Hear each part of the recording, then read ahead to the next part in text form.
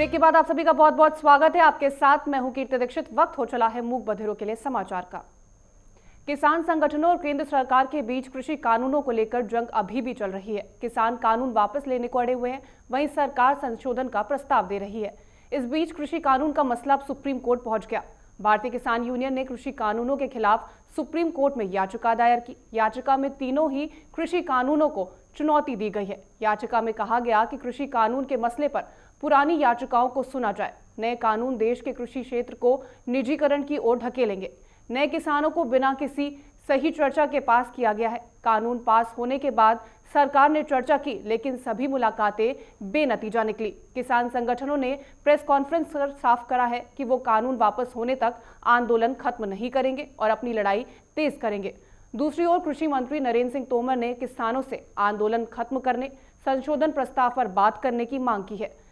सरकार और एमएसपी और मंडी सिस्टम पर लिखित गारंटी देने को तैयार होती दिख रही है।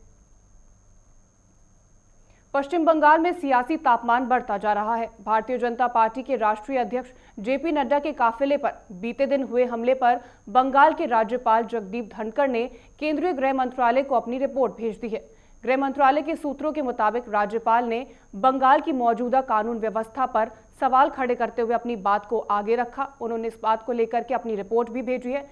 बीते दिन ही केंद्रीय गृह मंत्रालय ने बंगाल के राज्यपाल ने राज्य में बिगड़ रही कानून व्यवस्था, नेताओं पर बढ़ रहे हमले को लेकर अपनी रिपोर्ट तलब की है। बंगाल में कानून व्यवस्था के मसले पर अब राज्यपाल प्रेस कॉन्फ्रेंस भी कर चुके हैं। बता दें कि जेपी नड्डा एक राष्ट्रीय पार्टी के अध्यक्ष हैं। उनके पास Z+ सुरक्षा है। ऐसे में बीजेपी की ओर से आरोप लगाया जा रहा है कि बंगाल में कोई अध्यक्ष भी सुरक्षित नहीं है। ऐसे में कानूनी व्यवस्था पर सवाल खड़ा होना लाजमी बन जाता है। जेपी नड्डा की गाड़ी पर पत्थर फेंकने के अलावा कैलाश विजयवर्गीय की गाड़ी पर भी हमला हुआ। इंडियन मेडिकल एसोसिएशन ने आज राष्ट्रव्यापी हड़ताल की घोषणा की है। आईएमए की ओर से दी गई ये जानकारी के मुताबिक आज सुबह 6 बजे से शाम 6 बजे तक सभी गैर आपातकालीन और गैर कोविड मेडिकल सेवाएं ठप रहेंगी। हालांकि इस दौरान सभी आपातकालीन सेवाएं जारी रहेंगी। सभी आपातकालीन सेवाओं की तरह कोविड अस्पताल, आईसीयू, दुर्घटना और मैटरनिटी हाउस में और नवजात आईसीयू हमेशा की तरह काम करेगा। आईएमए का भी दावा है कि हड़ताल की वजह से ना ही कोरोना मरीजों का इलाज प्रभावित होगा और ना ही आपातकालीन सेवाओं पर कोई असर पड़ेगा। इस हड़ताल में आधुनिक चिकित्सा के स्पेशलिस्ट और सुपर स्पेशलिस्ट डॉक्टर संगठनों के 34 संगठनों द्वारा सक्रिय रूप से समर्थन दिया जाएगा। बता दें कि केंद्र सरकार का हाल का फैसला कि आयुर्वेद के डॉक्टर्स भी अब सर्जरी कर सकेंगे। इसी फैसले के खिलाफ इंडियन मेडिकल एसोसिएशन ने 8 दिसंबर से विरोध जताना शुरू कर दिया था। आईएमए का मानना है कि इससे मिक्सोपैथी को बढ़ावा मिलेगा।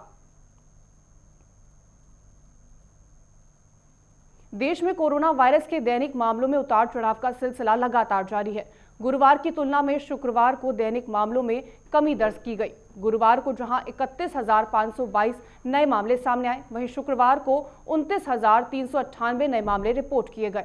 हालांकि मृतकों की संख्या में कल के मुकाबले आज हल्की बढ़ोतरी दिखी। केंद्रीय स्वास्थ्य एवं परिवार कल्याण मंत्रालय की ओर से जारी आंकड़ों के अनुसार पिछले 24 घंटे में 29,398 लोग कोविड-19 से संक्रमित हुए। इस तरह देश में कोरोना संक्रमितों की संख्या बढ़कर 97,96,770 हो गई। कोरोना वायरस के चलते पिछले 24 घंटे में 414 मरीजों ने जान गंवाई है, जिसके बाद भारत में मृतकों की कुल संख्या बढ़कर 1,82,186 हो गई। देश में संक्रमण मुक्त होने वाले मरीजों की संख्या 92 लाख से अधिक है। पिछले 24 घंटे में 37,528 मरीजों ने वायरस को मात दी है। मौसम विभाग के मुताबिक उत्तर भारत को आज से वेस्टर्न डिस्टर्बेंस प्रभावित करने वाली है। दक्षिण पूर्वी और इससे सटे मध्य पूर्वी अरब सागर के ऊपर एक निम्न दबाव का क्षेत्र विकसित होने से दक्षिण पूर्वी राजस्थान तक एक ट्रक रेखा बन जाएगी। इसके प्रभाव से विकसित हुआ चक्रवाती हवाओं का क्षेत्र हरियाणा और आसपास के भागों पर है। मौसम विभाग के पूर्वानुमान के मुताबिक पंजाब, हरियाणा, दिल्ली एनसीआर, उत्तर पश्चिम उत्तर प्रदेश और उत्तर पूर्वी राजस्थान में कुछ स्थानों पर हल्की सी मध्यम बारिश होने का अनुमान जताया गया है।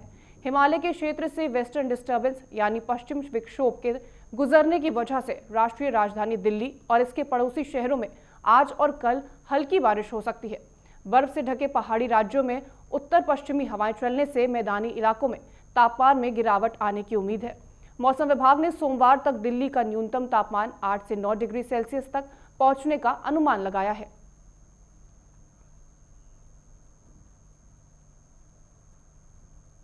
तो फिलहाल के लिए इस बुलेटिन में इतना ही। देश और दुनिया की तमाम खबरों के लिए आप बने रहे हमारे साथ। नमस्कार।